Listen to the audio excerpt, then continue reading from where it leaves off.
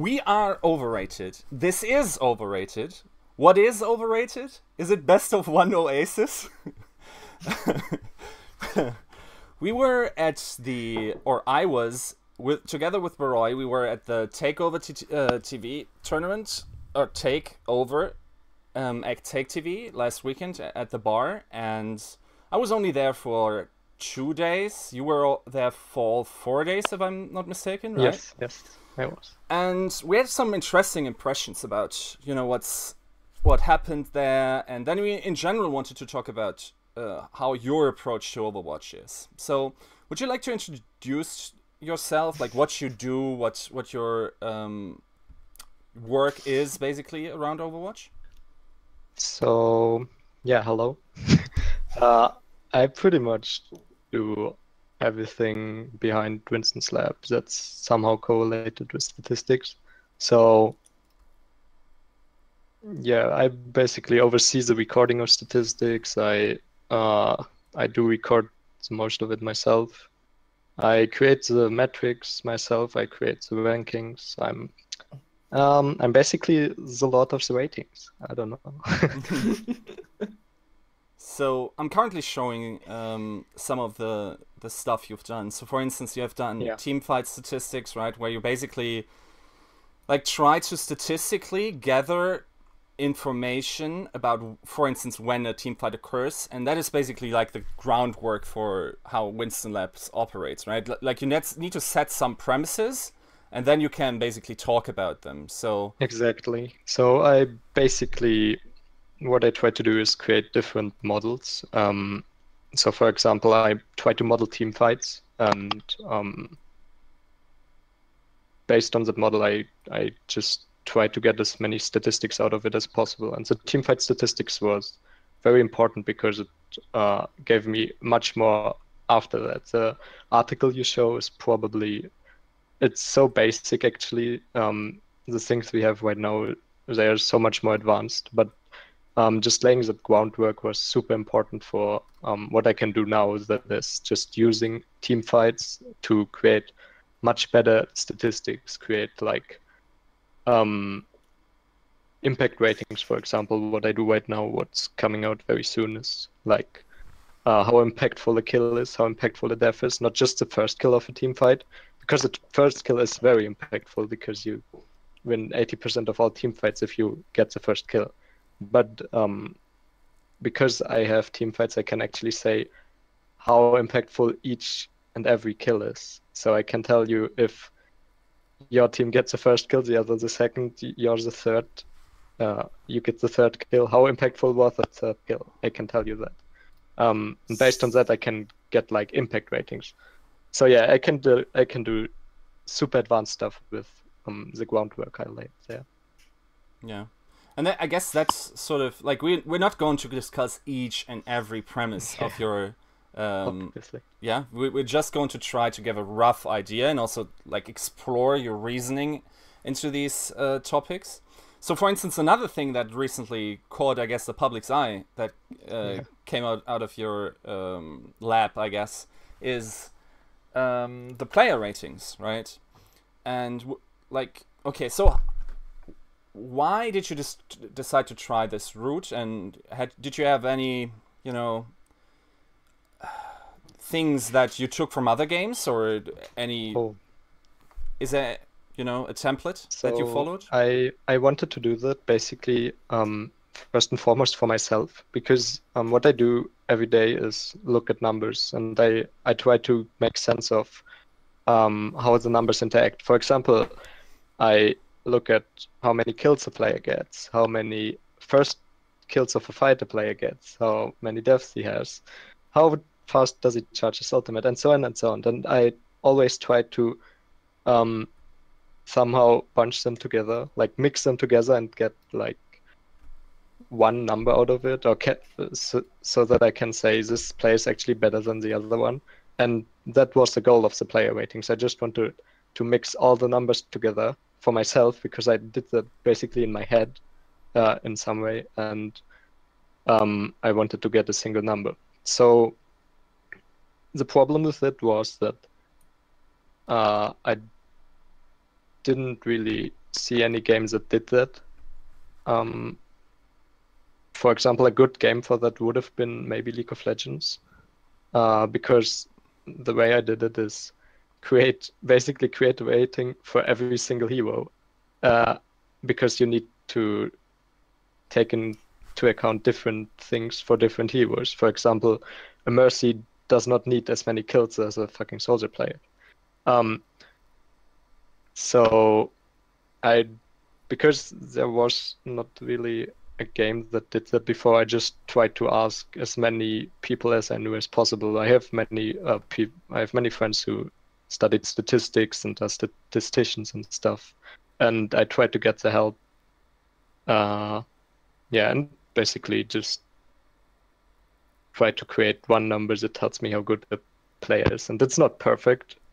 It was very flawed at the beginning. It's better now. But I'm pretty okay with how it looks right now. Okay, so I look at the numbers, right? And yeah, what do you think is a fair way to use your stats, and in what way is the tool useful? What can I, take from these numbers?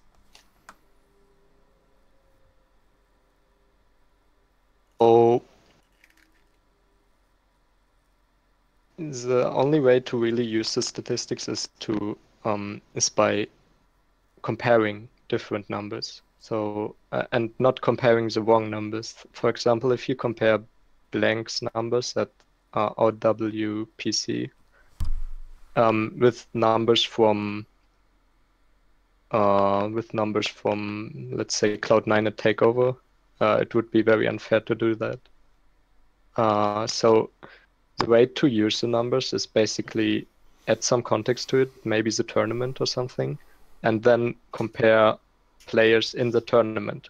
And even better would be if you compare players that play the same heroes.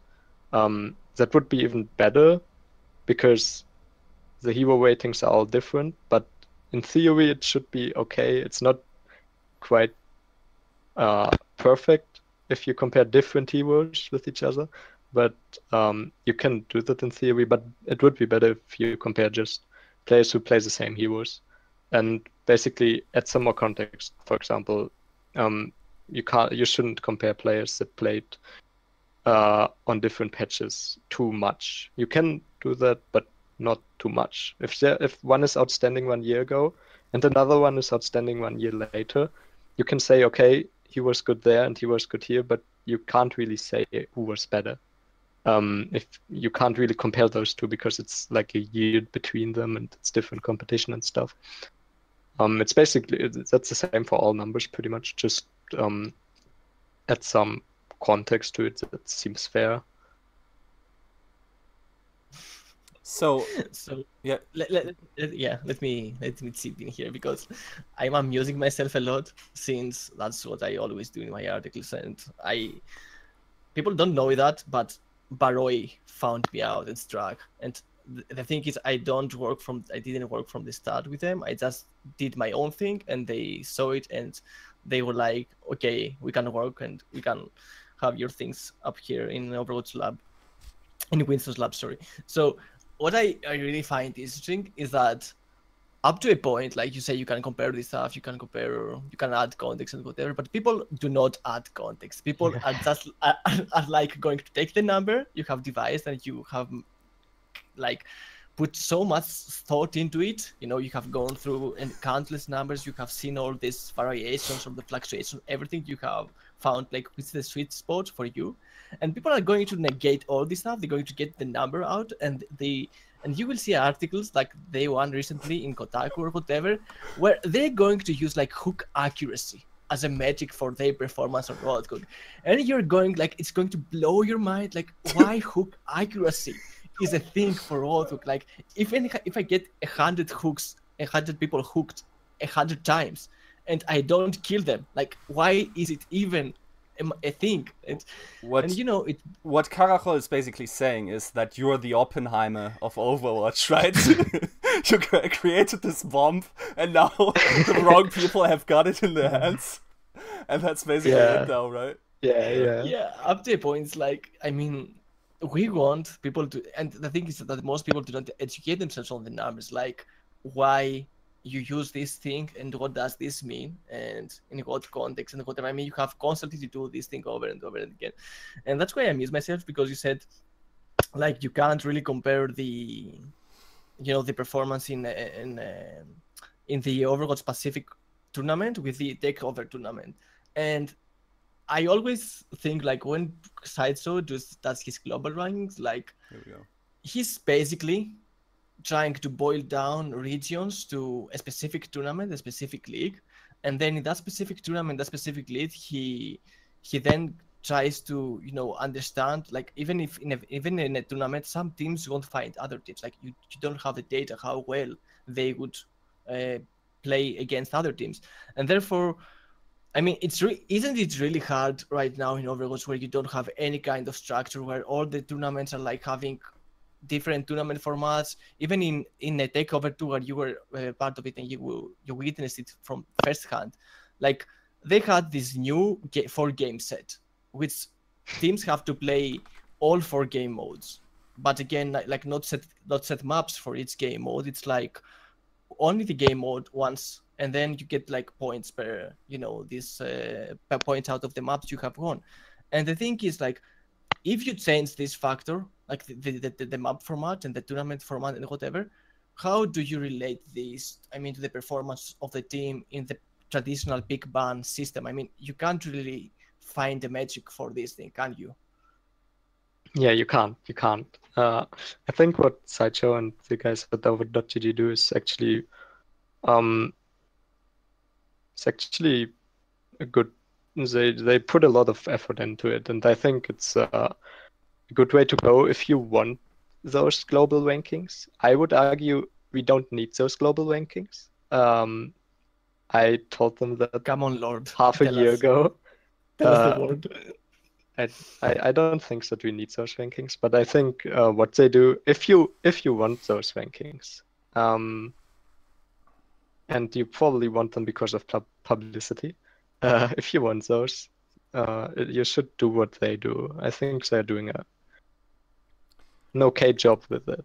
They're not doing super bad. It's really hard to compare different regions to each other right now because they don't interact too much with each other.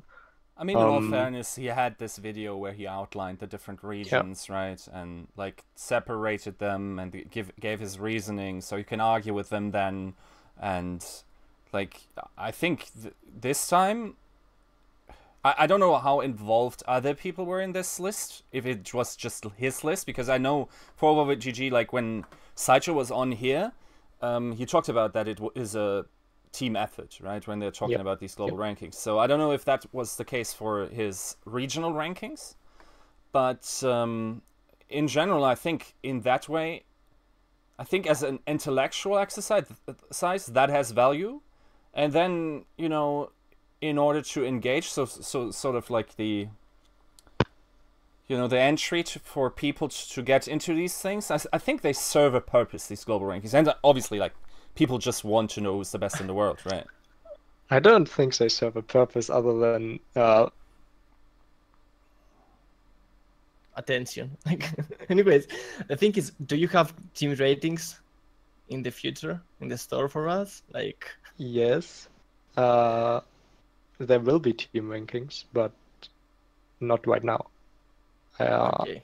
Like, I started to think about it half a year ago, basically. But as I said, I don't think they have any value right now. I hope they will have in the future, because the thing is right now, it's not like Blank does play 1 or 2 matches a year against NVS or something. They don't play against NVS at all. They don't interact at all. You can't say anything. And in the future, I think they will at least interact on some level. So once Blank interacts with Envy, we know how Envy and Blank match up, and then we could infer how Envy and Blank's opponents match up, right? So, but right now, you can't say anything because they don't interact at all. China is a separate region as well. They just play their Overwatch Pacific champion not Premier Series or what it's called. But you can't say anything. I think that's definitely true. In defense of sort of play devil's advocate here. I think the justification is that, and I think we even talked about this a little bit at Takeover, is that if you watch a ton of Apex and then watch a lot of these Western teams, there are a lot of sloppy mistakes where you just have a feeling that this is maybe slightly but noticeable amounts of lesser level Overwatch that's being played here, right? So that's why I think that's why I think they are doing a good job with what they do. I just think there is no value in doing it. The only value in doing it, the only reason you do it is because you want to have the plebs root for one team or something. I don't think if you would want to have a serious discussion on who's best, I think it's way too hard to do right now, and I don't see any value in doing it. I really don't see any value. I don't know. Okay. Yeah. Okay. Let's get another way. Like, who was the best team for you in Takeover 2? For me, yeah, which team did? I mean, not numbers wise. Maybe even like the best player or whatever. Like, is the best player in Takeover 2 as the ITS, like the person that you would stand out as the MVP, the same as the one that's probably one can see on the WinstonsLab ratings? Not necessarily. I think for me, the best player at Apex was probably Nox, but it's hard to say. Takeover, yeah. At Takeover, so yeah, Takeover, and I definitely not Apex, mate. definitely not Apex. Okay, so and I think Rogue was the best team at Takeover, but at the same time, I think that the best showing actually had Cloud9 to me, because Cloud9, if you think about it, Cloud9 actually almost beat Rogue. They played Rogue in the semifinals and they lost 2-0 in maps, but the second map was Control and they lost 3-2 there. So they lost by one Control map actually. And I think they lost the last two sub maps or something weird. And the third map would have been Assault, and they were definitely the best Assault map at the Assault team at the tournament. So if you think about it that way, if they won one more Control sub map, they might have actually beaten Rogue. And I think even if they hadn't beaten Rogue, and even in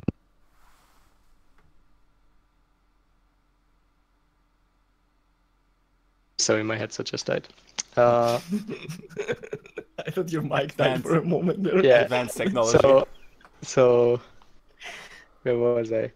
Yeah, even in the world we live right now, where Cloud9 lost to Rogue and lost to all the other teams, I think they had the best showing because they played, in my opinion, the better style of Yeah, they played this Control style, which is, in my opinion, better if you played against dive compositions, which were the dominant composition types that was played there. And they did that, and they became third with only 5 days of practice, which is insane. You could say they almost beat Rogue with 5 days of practice, because they just practice this one style, which is admittedly harder to pull off and way more complicated, but is in theory, in my opinion at least, better. And all the other teams, Rogue, United, Movistar, Widers, they all played this dive style, which is way easier to pull off because you don't have to coordinate so much. You can just tell, okay, let's go on Zenyatta, and everybody just jumps on Zenyatta. There's not any difficulty in pulling it off. So everyone else was just trying this easier style, and that's why I think, because Cloud9 was basically the only better team, the only good team that didn't do that, I think Cloud9 had the best showing there. I mean, that's the sort of like this, overdone. Like you almost hear it every other day. It's like this idea of training one kick 1,000 times and not training 1,000 kicks one time, right?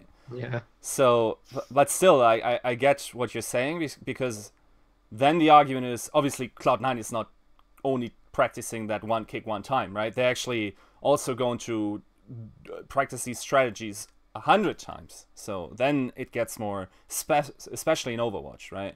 And in a sense, I mean, in a relative sense, okay, we don't actually can tell that much from Apex, but I guess the idea that one strategy can work indefinitely has a pretty weak case nowadays, right? It seems to be too easy to be counted in Overwatch, right? You need small adjustments, at least, to your strategy and to your hero pool, or rather the type of compositions you can play, right?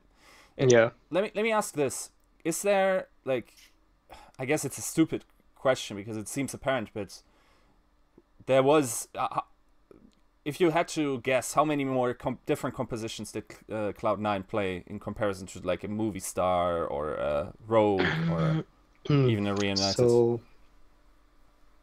I mean, it's hard to say because first you have to say, when does a team play a composition? Is it when it plays the composition for 1 second, or is it if they played the composition for like 5% of the time or something? So that's hard to determine, but I would actually think that Cloud9 played maybe 50% more compositions than all those other teams. They had some wild stuff in there, right? Like the Hollywood Numbani defense with like Orisa, Edemon, Torbjorn. Yeah, that was awesome. That's actually a fun story, you know. But Barroi and I were sitting in the cinema, and what's his name? Bishop is sitting next to us, like in a seat, and he's just chilling. And the cinema was actually not that great of an experience because you basically couldn't see the team comp. One half of the first team on the top left side was playing because someone always kept knocking the teleprompter, and then it was somehow misaligned, so like an air tube or something was in front of the teleprompter, and you just couldn't see what someone was playing. You could see the name, couldn't see old charge or whatever, right? Couldn't see the hero, you couldn't see anything. And Bishop is like, I hope this works. And then it's like the most crazy like composition. They got wrecked. Got wrecked pretty hard, yeah. It sadly didn't work. But I guess like if you have 5 days of preparation, you might as well throw a curveball, right? Yeah, why not? I hope this works. The codes. That's fucking great, isn't it? This was great. This was one of my favorite moments. But I don't think that's particularly ridiculous. That's probably like exactly the type of approach you should take if you're a coach. Actually, I mean, I talked to the Rogue manager. I think you were sitting next to me when you said that against Cloud9 they were trying to do more complicated stuff, but then they were noticing they aren't good at it, so they just didn't try anymore. So they just went back to the easy dive stuff and didn't try anymore. And I think that's the mindset of a lot of those teams. They tried once, and then they see like, oh wait, we aren't winning this one map. Let's just go back to the easy dive stuff. So that's why everyone just plays dive, because it's easy and they see the immediate reward. While Cloud9 just tries to play something way more complicated and they don't see the immediate reward. But in the long run, I think they would be better if the meta would stay the same, which it obviously doesn't. Well, even if the meta changes this, it's likely to hurt Rogue more than it would hurt Cloud9, right? With the persona account they have. So, I mean, in general, I think you also described it in a way. It was actually a pretty enlightening experience how people approach this game, right? Like to see these different philosophies and how people model the game. I think you were particularly, amazed at that. I was very impressed. Is there something you can take away and go like, okay, Bishop told me this. I guess I need to tinker with these numbers a little bit more. This is more important now, or? Yeah, there were a lot of stuff. There were a lot of things that I took out of the tournament, which I don't directly try to adjust the numbers, but I actually right now. I'm developing a lot of new metrics, which where the idea came from some of the stuff I talked to with Bishop or with Shower Gel from Cyclones, or with the Woke guys. So yeah, there were a lot of smart people there. So I'm trying to get some new stuff going and some new metrics going and try to work it into the stuff that's already there. For example, I want to have those impact ratings, how impactful is a kill, and work it into the player ratings, which is much better than just having just knowing who does the most first kills. It's much better to know who gets the most impact out of his kills. And there are also things like I want to do stuff like who wastes the most ultimates per team fight, which is hard to tell because you have to evaluate each ultimate. But I also have an idea of how to do that. How can you waste a nano boost? Like, What I mean is if you like win a team fight, or if you could put it on if this you guy. win a team fight and you put in like 5 ultimates, and the enemy team does not put in any ultimate, you obviously wasted some of it, because in theory you just those 5 ultimates would be worth maybe a number, let's say 3.7. It's just a random number. So those 5 ultimates would be worth 3.7, but actually you would have just needed a value of 1.2 to win this team fight. So you wasted like 2.5, which is like just a number right now. But you know what I want to say. Yeah. You wasted some kind of you wasted ultimates basically, and that's what I want to try to evaluate. Back to the impact ratings. Like, most of these, back to the impact kills, to be honest. So I think that most, maybe not right now because the meta has changed a lot, but in the past, I believe it was like the DPS players would or the tank players would do these impact kills, to be honest. Like, I can't really see much how a support player, at least in the previous meta, not right now, Yeah. Lucio frags out as well, so he's almost like an extra DPS player, or even support players like Chips Hagen or whoever else flex to Sombra, and therefore they have some kind of skewing, like their support role. It's not like really support role, it's more like, a semi-support DPS, something like that. I mean, Sombra is not really a support hero. She has that hacking ability with the health packs, but she also has DPS, which is something that most support heroes lack up to a point, not necessarily, but So, like, do you think that the impact ratings, that's for the model that you have perceived right now, would affect more the DPS players? Like, we would get who is the best, DPS player, or do you think that tanks or players also will have like so many? So things I do think that the DPS players will have the highest impact in those ratings. But the thing is, that's only if you just look at all the impact values and compare those. But what I do with the player ratings, I don't compare the impact of everyone with everyone, but I compare the impact of Lucio against the average impact of Lucio. And then I can say this Lucio was actually 10% better. And I can compare that to saying this Tracer was actually 10% worse than the average Tracer. So it's not the direct Okay. contrast, Okay. but I could say that this Lucio actually performed better because he performed better than average. Meanwhile, this Tracer might have had better values than the Lucio, in the absolute values were better, but she performed worse than the average Tracer, so she actually performed worse. So yeah, it's hard to do that. It's hard to say that Tracer was worse than Lucio, even though she had better numbers. But there's a way. There's actually like one interesting dynamic that I don't know if you want to talk about this, but I recall that you said that if you look at the ranking distribution of like carries in their teams that the vast majority of great teams aren't actually, on average, carried by DPS players, right? Yeah. So you can model teams in a way that says this. Headset out. Here we go. Great technology. Okay, headset died again. It's not my fault though. It's your fault, definitely. It's not my fault. I'm the lord of the ratings. I can't be at fault.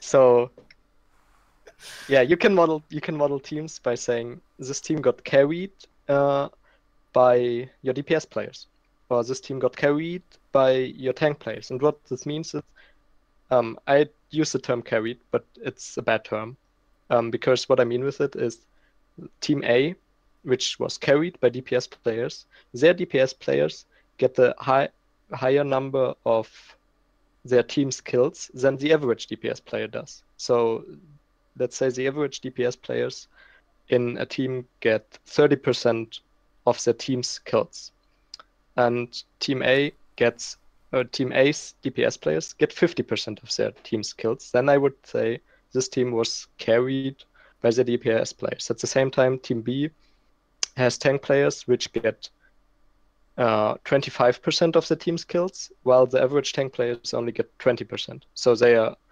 carried by the tank players.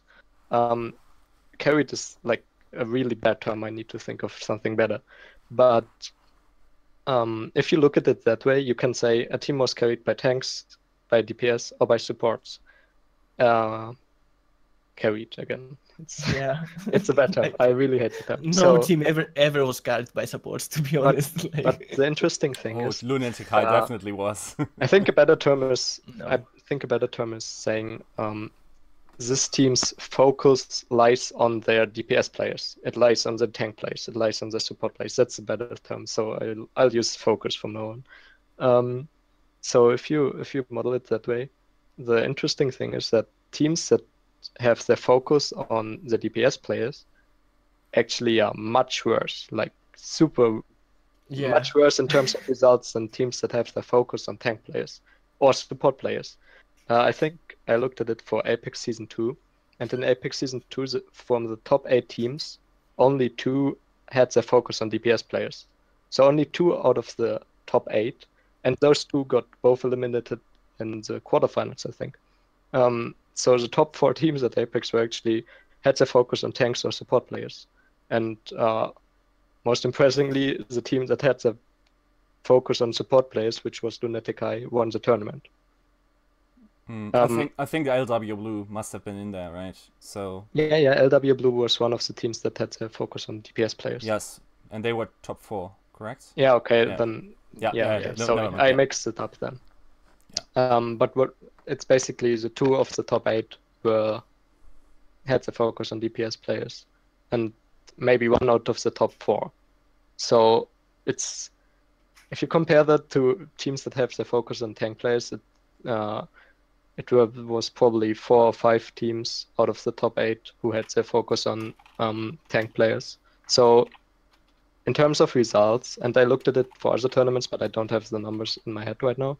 But in terms of results, if you have your focus on DPS players, you perform worse than team that has which focus is on their tank players. Yeah, because I think it's like a basketball team where you have 1 playmaker, and on the other side you have like 5 playmakers. It's much easier for your opponent to shut down that 1 playmaker and then render all your team, like, because they know that everyone will pass the ball to that playmaker essentially. Like, it's not like the playmaker who brings the ball from the other side to the attacking side. It's like the playmaker that always gets the ball and he always goes for the shot. And therefore, if you shut down like that 1 playmaker, then eventually you're shutting down the whole team, because everyone in the team is like going for the safe pick, which is to pass the ball to the playmaker who has like the star of the team. And I think it applies to Overwatch as well. Like if your focus, like Barroi said, is on the DPS players, once they are shut down, either by a tank player or by a shield, by a role play shield, or by I don't know, like a Boop, or sometimes even Lucius can pester, the attackers. Then it's like you're shutting down the whole team. The team has no strategy, and I think up to a point it happened to Rogue as well. Once Sun was shut down in some matches, like he repeatedly get killed first, or it was like he got shut down, like his attack routes were shut down. People were already mindful of them. They knew that he was approaching from that route.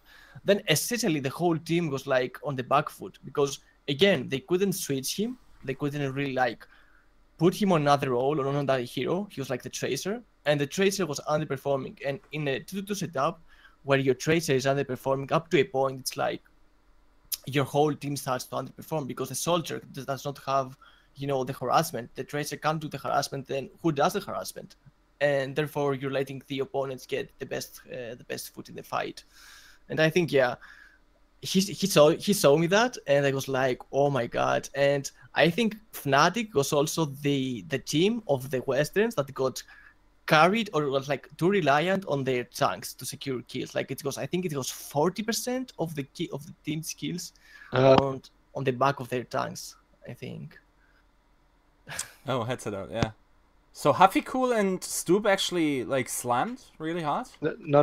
The thing with Fnatic was that it's not like the tank players were really overperforming, but the DPS players were basically shit. They had. Oh my that's god. that's the other thing. You could say that teams that got carried by their focus was on DPS players were like super bad, but Fnatic. I don't remember exactly. I just have the graph in my mind, and I know we had like LW Blue had like Z High for DPS players, and then Lunatic High was down here, and One Away was down here, and Fnatic's DPS players were like, you can't even see it. It was so far down. So DPS players were just shit. I don't know. It's something completely different. I don't know what happened at Apex. Maybe the Koreans were just bullying the DPS players too much or something. But yeah, the DPS players didn't do much. It's not that the tank players carried. Okay, it's just the DPS players didn't say show no up. to bullying. Well, there's certainly a reason why the entire team, other than Bonifil, was let go when Bonifil was the one kicked, basically, right? It's sort of a strange situation. Anyway, yeah, basically he's being killed, but only as a streamer. He's not like a member of the team. Okay, so maybe he entered contract negotiations later with them. I forget if that was actually the case. Yeah, I mean, did you see the picture of him holding the Fnatic flag and wearing the Fnatic jersey in that Swedish land they attended and won? It was like, guys, I'm here. Because I mean, it's not a bad move of him, like to secure this kind of negotiation of being a streamer for Fnatic and whatever. Because Vonethil, despite I don't think like he had the major performances that we could expect for all this hype that was created around him, but I think he has some kind of idea how the game should be played as a shot caller, and that's valuable at least when you're creating content. Like you need to somehow pass over your knowledge. And if he can manage this, then as a streamer, maybe he will do well. So yeah, maybe he's not like the optimal player for the team, or he needs to work more on his role. But again, as a streamer, you're required to do a lot of different things. Therefore, it may be better for him. I mean, I don't even necessarily think his career is over. Like I think he could still could still be a valuable. Like you need a team that buys the philosophy of a guy like him, right? And in that sense, I would almost say, depending on what kind of a person he is, he could actually be a cultural fit for Fnatic, right? So maybe they have that in mind, or they would just buy out an entire team that shows promise, right? And then maybe one fellow is even the coach or something. He seems like right? Maybe, yeah. So. Anyway, let's get back to TakeOver a little bit, and let's talk a little bit about your ratings, right? So, okay. I just updated the page, and I guess like what you're saying is that there's some weighting or some. So basically, let me show you the graph so we can talk about this. The current, let's see, 1, 2, 3, 4, 5, 6 players are support players, right? Yes. How does that happen? Well, that's again because you basically don't compare Lucius with soldiers directly, but you compare Lucius with Lucius. So if the Lucius at this tournament performed much better than Lucius in the past, they will get much higher ratings than soldiers that didn't perform that much better than other soldiers in the past. Which is again the issue of comparing different heroes. Oh, there's Yeah, actually Nox so- in there. I just saw that. Just as a correction, Nox is on 4th place, and he's obviously a support player, right? He was previously on Lucio though, so maybe I mean, it's he like played with We don't know what's going on in the Lord's head, right? It might just be, you know, the 200 plus rating for a fellow Lord Nox. Well, I have to say, I always loved playing support. So maybe there's something going on there. there he goes. There he goes. Like, Nice. I really respect those Lucius, man. No, but those Toby tweets. Those Toby tweets.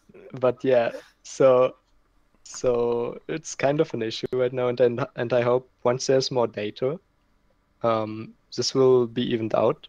But obviously you can only get so much data for one patch.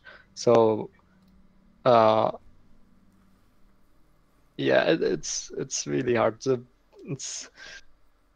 best thing to do would just compare players on the same hero. But in the end, you want some kind of comparison between roles. So those ratings don't tell you that one player is better than another, than the Lucio player was better than Soldier, but it actually tells you the Lucio player was so much more better than average, and your Soldier was just so much more better than average. So than the average Soldier, I mean. So yeah, the Lucius at this tournament were much better than average. The Soldiers weren't as much better than average. So let's look at the rankings, and the thing that obviously like at least springs to mind for me is, okay, the highest rated players are support players, but the support player for the winning team, Anko, I have to scroll all the way down there. There's Wins. There's Wins. And there's Anko, like in the middle of some DPS that went out fairly early, right? Like, could you like look at the numbers and just explain what the differences were between like an Anko and, for instance, a Boombox? Because I think if we were to look at the distribution of characters played, they would be fairly even, right? They had about the same share of Zen played, for instance. Sure. So for example, if you go to the second page of it, of the table, you will see that Anko only had, there's FK and FD. FK is first kills, FD is first deaths of a team fight, which is basically the way I determine impact right now, which will be better once I have those impact values.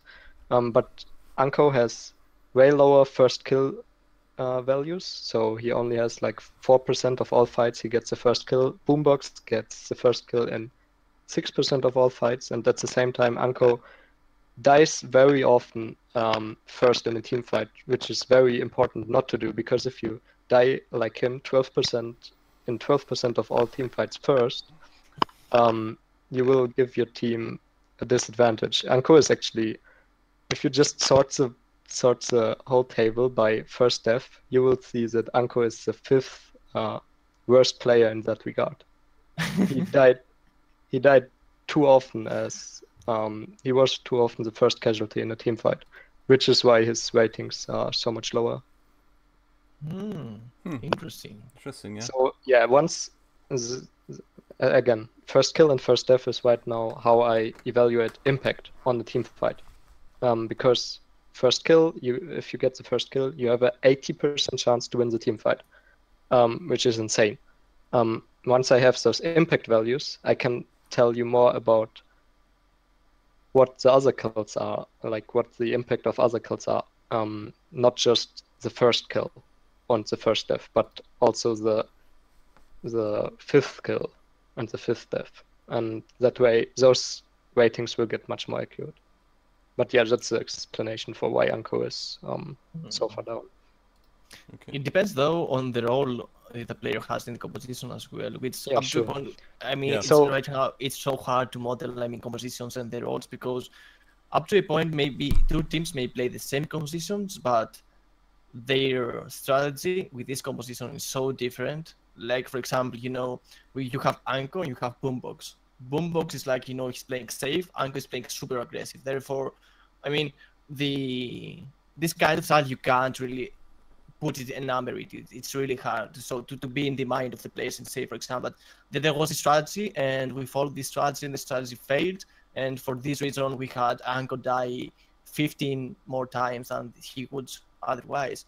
But all in all, things like that, things like this matter because back in Apex Season 2, when I was trying to do my first blood analysis, the first one I did was like, if you have like two unkillable supports, like for example, MVS had Gypsy Hagen and Hulk was back at the time where he was playing Lucio, and they never were the opening kill of a map. They were never like the first death in a map. And I think like if you have this kind of safety with your supports, you can rely on them to not die first thing in the first fight. It also affects your morale. It also affects the engagement in general. Like you can also out heal some damage. If your support goes down first thing in the fight, then you lose so much utility, and especially if you're playing Zen, you lose the Discord orb, you lose the healing orb, you lose the damage, you lose three factors. It's not like you're losing Ana, which is only healing and and the animate. It's not like I mean your whole composition is based, the dive composition is based on the Discord orb up to a point. You need the Discord orb to have that extra damage to secure the kill much faster. Therefore, if you lose this crucial part of your composition, I would probably get Anko even further, even lower rating because of that, if it was to weight his role in the composition. Like So yeah. Like Sorry, do you want to go on? Well, just wanted to say I talked about that with Yuska at Takeover. The problem is in an ideal world, you would take into account which composition the team played, and in an even more ideal world, you would take into account against which composition a team played. So you would say you would have different values, different ratings of all those first kill, first death rate values, depending on in which team composition player played. So an Ana in a single support composition has much different ratings than an Ana in a obviously. I don't know, in a dive composition or something. So the problem with that is though I have a hard time getting enough data right now. And if you want to take into account compositions, you would need to take into account like at least 50 to 100 compositions, somewhere around that. So you would have so your data size would get reduced by 50 to 100. And then in an even more ideal world, you would have to evaluate everything depending on which composition played against which composition. So you would have, let's say we have 100 compositions. Because you have 100 compositions versus 100 compositions, there are actually 100 to the power of 100 different combinations of compositions. So your data set would get reduced by 100 to the power of 100. So there's not anything left.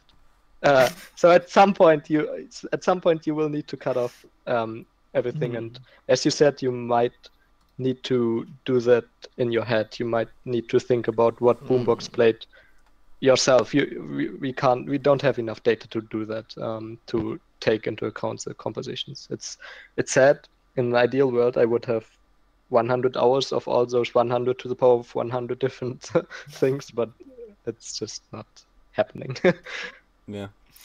It would be a lot of time though. Like, think about having 100 hours of every hero in 100 to the power of 100 different compositions.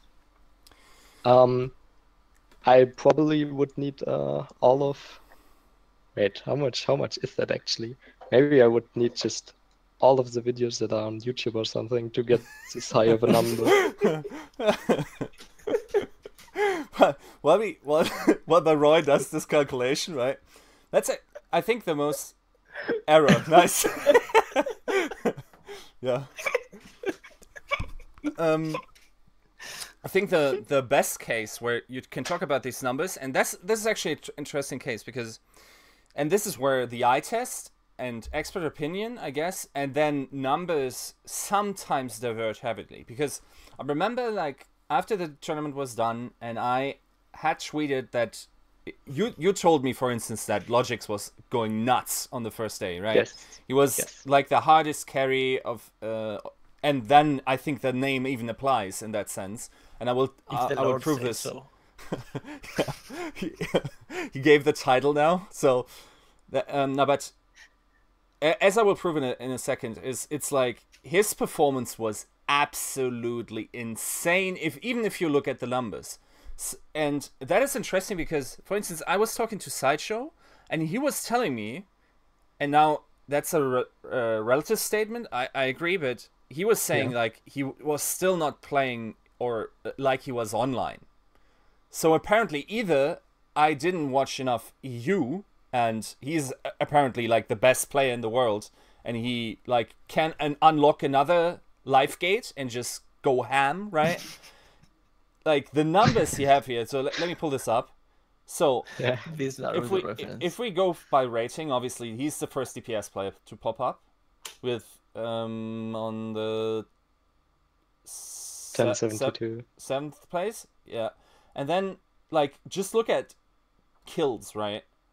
He basically broke the barrier with 1 kill per minute, basically. Look at PTK, which is percentage of team skills. He gets almost 1/3 of his team's kills. That's insane. That's actually the fun part. I actually don't need to really change the ordering because he just dominates these categories. He dominates PTK. He dominates K. He dominates, I think, was it Kill Death? No, 3rd here. So then we look at what's this? Wait. Oh. Yeah, he's second at first kill death per 10 minutes, obviously. Like, okay, ultimate gains is. I guess it's a different thing because we're comparing trace ults, right? But like in like kills per ults, let's see, only AKM is better in that regard.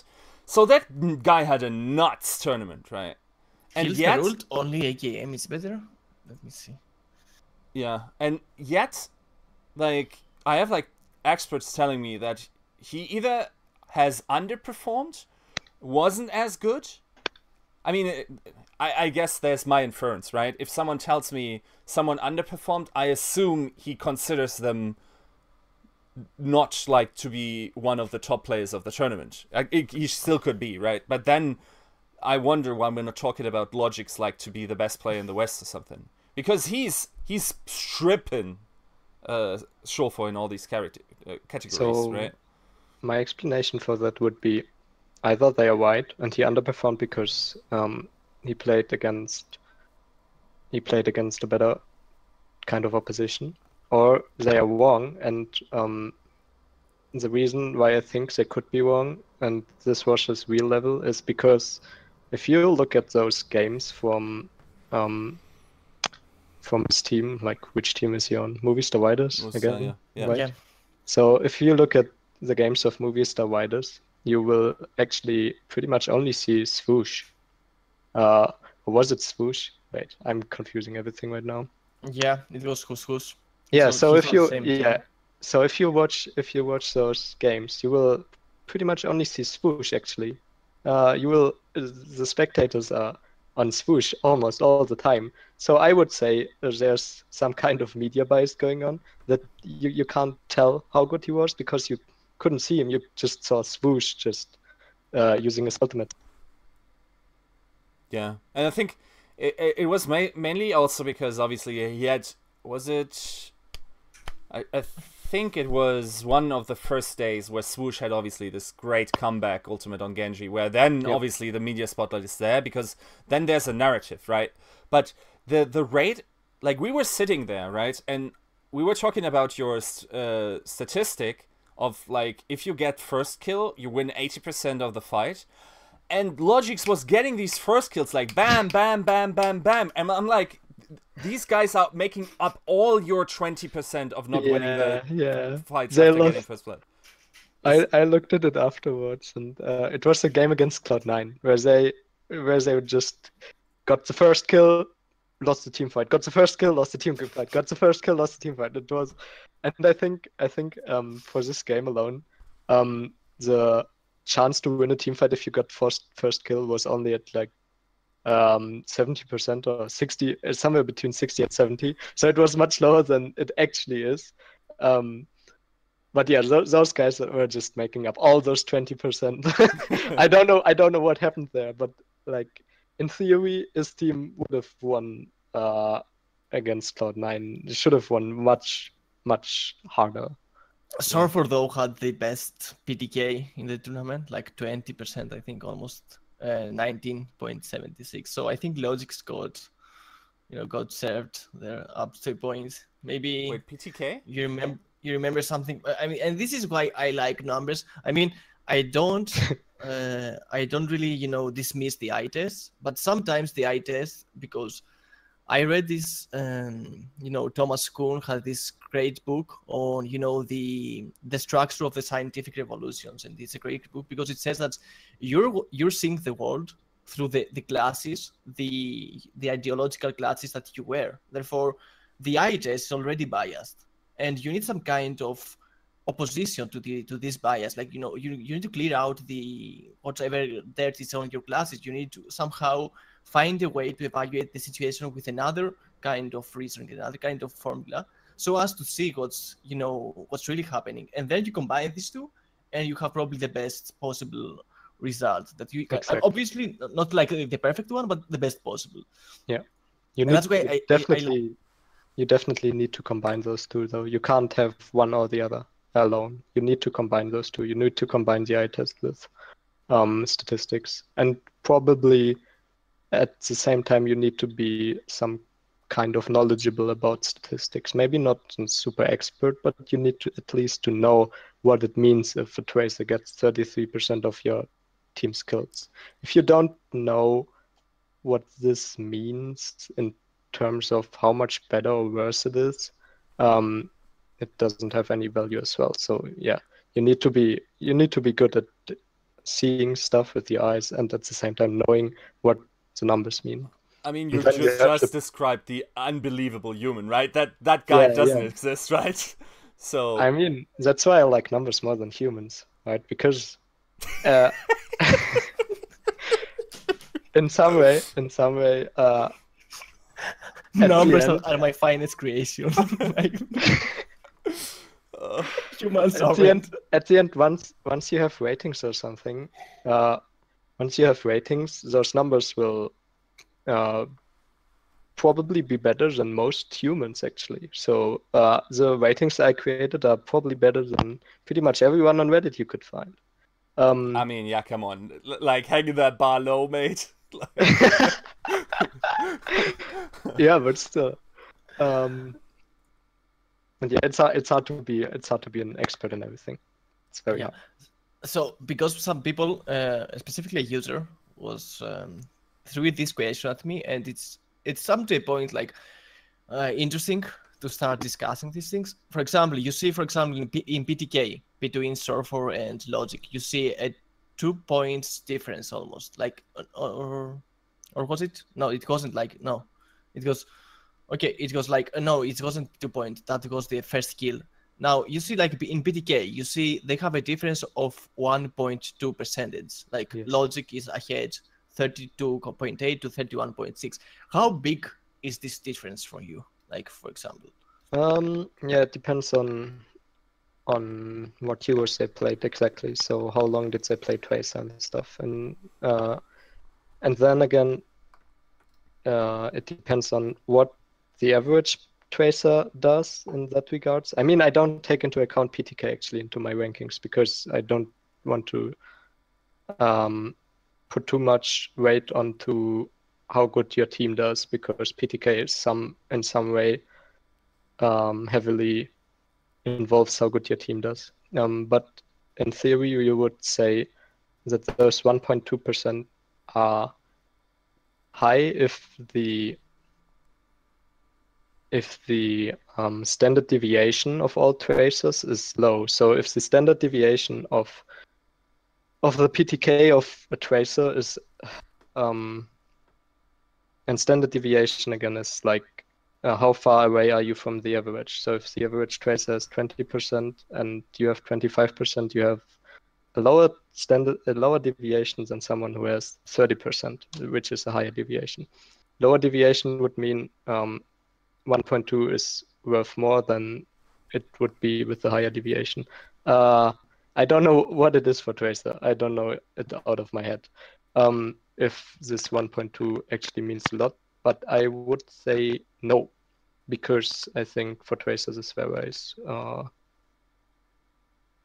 kind But of. it's on the side. Like, for example, if you want to know this, then you are arranging all the data based on Tracer or whatever, and you see the deviation, and you see, and then you can compare. For example, you can't see the deviation for PTK, but I mean, if you just look at all tracers or something, you could calculate it on your own. Yeah, so. yeah. I mean, I just arranged them on my screen, and it's like AKM for some reason played Tracer.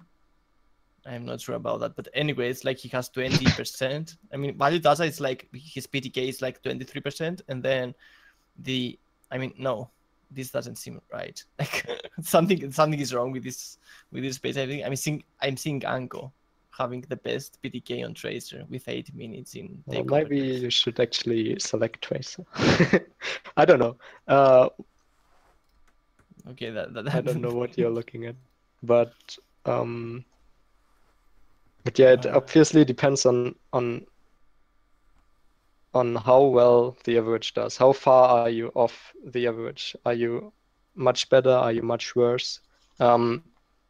Actually, everything I did in terms of the ratings is structured like a bell curve.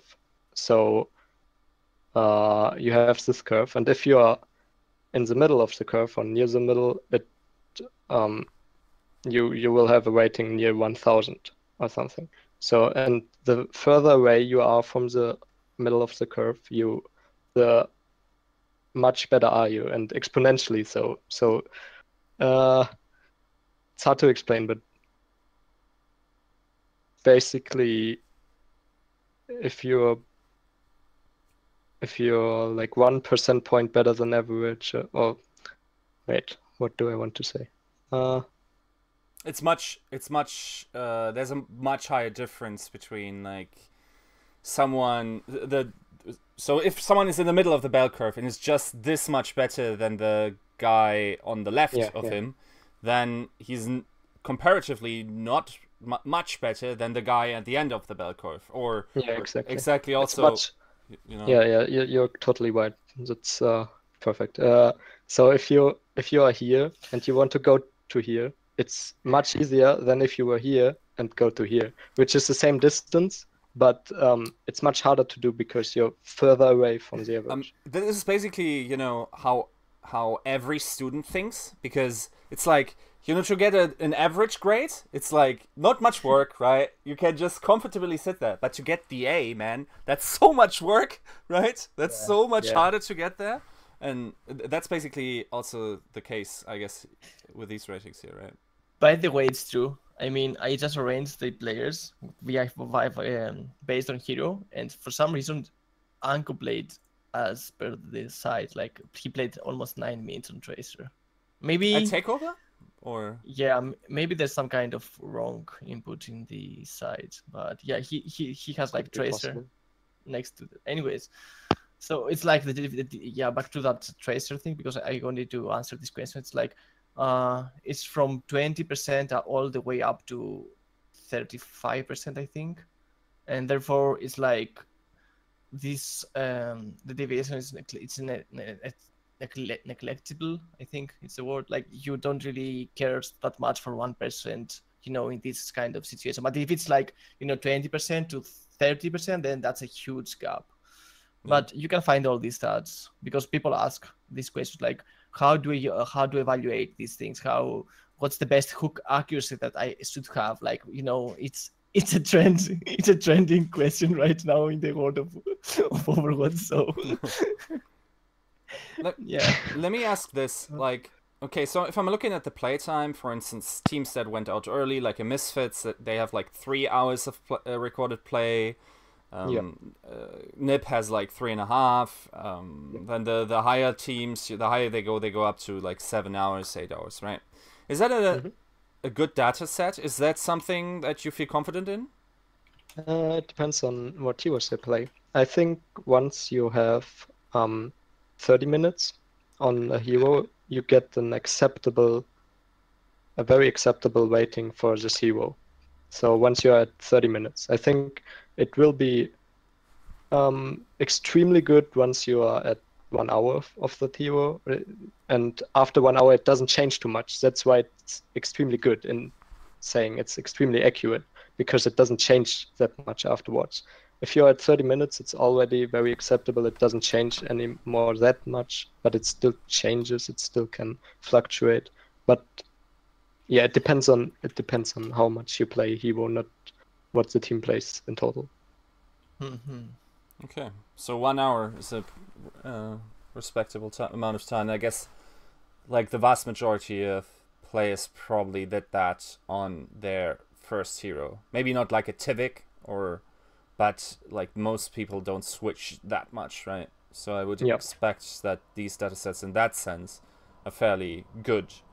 Also, I guess we need to comment a little bit on win rate, how that relates to the overall stats, right? Because, so for instance, if I look at Shorefall, and he has because what win rate is in your rankings is basically that the amount of maps won, not best of 5 won, right? Just to clear.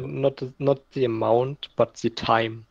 So if you played a map 10 minutes and you won the map, and you play another map for 20 minutes and you lost that map, you only have 33% win rate, because you won 10 minutes but you lost 20 minutes. Okay, so you inherently, like, there's inherently more weight on assault, not assault, but control maps then. If they are played as a best of 5, yes. Okay. Well, then anyway, because you have more, but also because they run longer, right? Yeah, exactly. Yeah. Oh, you mean Sorry, I was thinking in a best of 5 twice. No. Yeah, I understand what you mean. So, not the sane format that Apex uses, where you only have a best of 3, but the best of 5, or the much less sane best of 1, the infamous. Okay, so yeah, I mean, at least for best of 1, you don't have map types twice. Let's sub-maps rather. I guess let's talk about this before we close this, because we're going about an hour 10 now. Obviously, we're having a lot of fun with these rule sets. The Cider was... So you told me it was best of 1 Oasis. And in my mind, I said, okay, best of 1 Oasis for a Decider just means you play one entire map of Oasis. So a best of 5 in the Western region, right? Nah. That's the one. When I talked to the admins, he told me that Blizzard told them this was going to happen that way, so they didn't want it, but they had to play best of 1. So in my mind, I was like, okay, it's going to be just 1 submap. And then I came to you, and you were like, it's going to be 5 submaps. I mean, I believe in the good in the people, it doesn't make no sense. And at this point, I was like, yeah, actually, it probably does not make any sense. And then, yeah, we saw the best of 1 on Gardens. And it didn't make any sense. I mean, just in general, like, Oasis is probably also the map where the differences are accentuated like the heaviest almost out of all maps of this type, right? Because if you think about how differently some of these maps are played, where on one map the best Farah Mercy team wins, and that is why it has an inherent advantage to Cloud9, right? Yep. I remember, for instance, and this is not just an issue with best of one, but we were talking about the situation where it was 2-2 map score, and 2-2 sub-map score on Oasis. No, it was 2-1 sub-map score on Oasis. So if Movistar Riders against Cloud9 wins the next map, then there's a 50-50% chance that either Movistar Riders gets their map that they won twice against Cloud9, or that Cloud9 gets their map. So we're basically literally flipping coins here.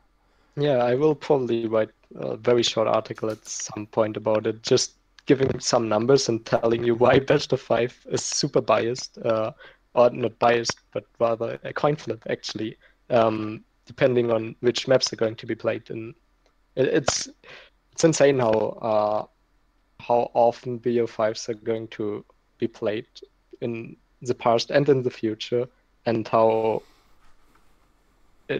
much bias there is, basically. It shouldn't be the case. Like, you shouldn't have a map type where you play 5, or where you have 3 different maps, basically, and you play 2 of them twice, but one only once. It doesn't make any sense at all. Really? Like the fun thing I find, the amusing thing I find is like, do you know how much different is to switch from best of 5 control to best of 3 control? Like, this is not something that people have paid attention to a lot, and I am also going to do a show with this because people do not believe me when I say that the format affects a lot how the teams plays.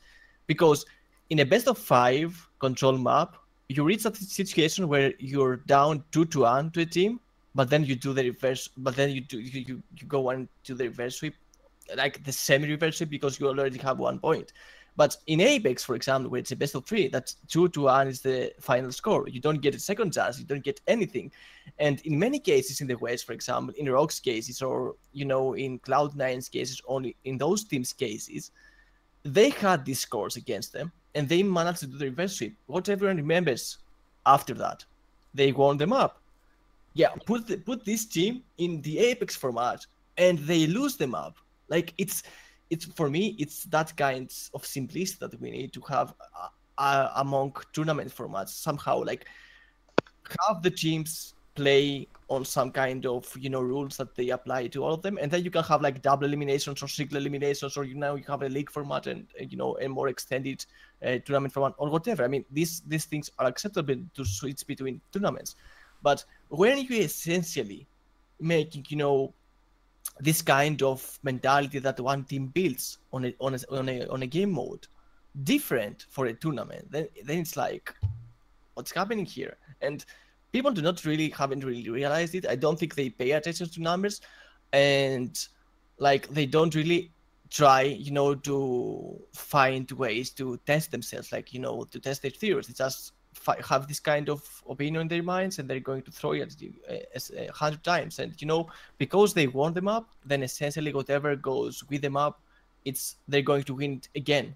But if you change one variable in this scenario, which is like the best of 3 to best of 5, then yeah, I'm not so sure if they're going to win them up. Like, okay, so this was also also, let me say this, because people really are neglecting this kind of thing. Like, in Nexus Cup, was it Lunatic High that they were playing against X6? And everyone is going to say, like, they were playing in this qualifying phase while in the middle of the Apex Season 2 and whatever. But essentially, they didn't lose because they underperformed. They lost because in Nexus Cup, like in the rest of the world, the control maps are played as best of 5. And they were up 2-1 in the second control map because they played 2 control maps in that best of 3 series against X6 that went on and lost. They went all the way to the grand finals, lost only to the eventual winners, which was another Korean team playing for Chinese powerhouse. And the funny thing is that they had this kind of semi-reverse sweep done at them. And it's not like they underperformed or they played worsely on for a reason like they couldn't perform or whatever. It was a deliberate decision to throw the game because they had to play in Apex Season 2. No, they lost because it was this kind of variable in the rules, and therefore it just happened. It's life, like. Okay, so but no one waits it. here, no one cares about it. I have a little game for you guys. So while I explain like the scenario, you guys now pretend to be Blizzard employees, right? Do whatever you need to do. I don't know, like down 6 beers in the next 30 seconds, if that helps you to get into that role, right? But okay, so we have a best of 5 for a map type that is already much longer than all the other map types. If you look at the time played, you have unfair map advantages that you give out to teams because the game modes within these 3 maps are also very different. And in your quick play, you already use the best of 3. And you see in the most prestigious league in the world that best of 3 is working. Now, you two Blizzard employees, please explain to me why we are still playing best of 5 in Blizzard official tournaments. Let's go. We're still playing best of 5 because once the team is down 2-0 and the other team comes back and 3-2s them, actually, there's much more excitement there. It's so much hype, Like, it would just be over at 2-0. But if the other team has a chance to come back and 3-2 the other opponent, there's so much hype in there. The whole match will be so hyped up, It's awesome. I mean, I don't care about disadvantages, advantages, bias against teams. I just want to see the hype. I just want to have the money. I just want to see the viewership. The people should have fun. Just... He bowed down and took, like, snorted a line for that. Hello, I'm Karahol from the Overwatch team, and I would like... And we have seen these metrics time and time and again, and people enjoy this game mode more than others, and therefore we want it to be like, the most we can get out of it. And for this reason, we think that the best of 3 experience is quick play. It's like a little taste of the thing that you're going to experience in competitive and you're going to rage about. And because essentially, like, you get that fifth map that the other team had won before, and they had like the morale boost already injected in them the moment they see it. And we want you to experience this kind of sentiment, like you're going there, you don't know what's going to happen, it's up to you to decide. And because people love it, this game mode, a lot more than others, because it's a death ball, no one cares about strategy and all these things. It's like, pick your favorite hero, Hanzo's work, Junkrat Scouts, whatever, in Interact and Quick Play. Just pick your favorite hero, go and death ball, and then it's all fine in the end. Like, okay, so this is where I pretend to be Mike Morheim, and I go, these points are all very good, and therefore we have decided for the Overwatch League that our game mode will be best of 7.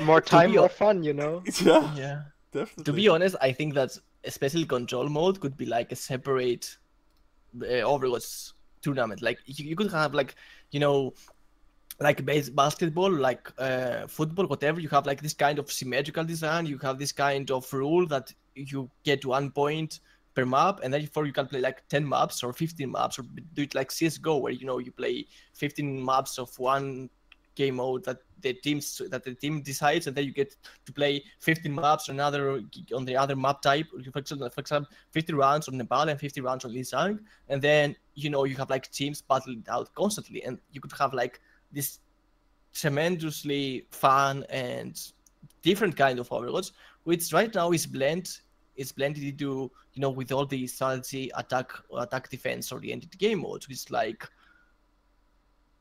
I mean, yeah. I agree that Control is actually a very different type of game than any other map type. It's completely different. You could just make a whole tournament just be controlled, just to see how. I mean, teams would need to practice it, but yeah, it's completely different. Yeah, Blizzard's ways are complex and, you know, probably inexplicable in many ways, but I mean, most of the time, like, that's actually one thing that we have to say. We actually don't have the metrics that they have. Maybe we are being the stupid monkeys in terms of, you know, marketing statistics.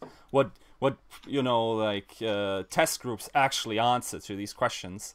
And we're being these idiots because we have a bias towards, you know, this, because we're just looking at it and not actually looking at the numbers of enjoyment that other people get out of it, right? Possible. Unlikely, but possible, right? I still believe in the Lord of ratings. His word for me is the absolute truth. So Indeed. I mean, up to a point, I expect Blizzard to turn to him to ask him and WinstonsLab, to be honest, like, give us insight on the metrics and whatever. Because up to a point, I think they don't even understand how to evaluate their game as well. All the metrics they have right now in game, up to a point, are like providing so little insight to how well or badly you did, that is insane. Like, for example, eliminations. What does eliminations mean? It means active. Why don't you have kill participation, for example, as a metric already, and you have it in a card in the end where you see it, for example, only when something special happened? Why these things are even a thing? And they were from the beginning, and no one even pays attention to them, and no one argues about them. Like, give us metrics that mean something to us. Like, why do I care about if I got 50 eliminations and the 32 of them was like me shooting one health of the guy, or is like chipping 1% of the health of the guy. So yeah. Me lord, may I bring the message to the king of the kingdom of Blizzard that you would have him for an audience of statistic nature? Feel free to do it so. He shall have 30 minutes. Nice. Obviously, only for the finest coins. So. Yeah, I mean, I would actually, to be serious, I would love to help Blizzard out in that way, because I'm kind of worried right now about the API not being what I want it to be, because there's stuff like team fights and things that need certain elements in the API, so I can still model everything so I can still have team fights and all of that. And I'm kind of worried that doesn't happen. So I hope that Blizzard will, maybe think about it more, reach out to me. I don't know. Come to the God of Ratings. I'm very open. I talk to everybody. If you're a pleb, you will probably die very fast though, because I'm a very devious god, actually. So I mean that's just a perfect way to end this, right? Because not only do you decide who lives, but also who dies. So if you're a pro player, you best get on your slide into those DMs, because one change to the numbers and your career is done, kiddo.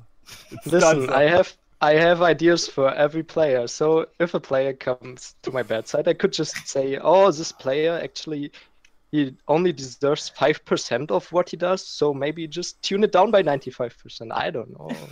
I mean, I'm not saying it does happen, but it could." And with this, the audience, with the Lord of the Ratings, comes to a conclusion.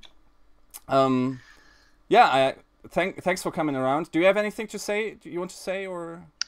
Just danke, Evaristo, addressing all the cultures here, because the God knows everything. So yeah, thanks. Nice. Thanks for having me. No way to get him off his throne here. So I guess see you next time, guys. Bye.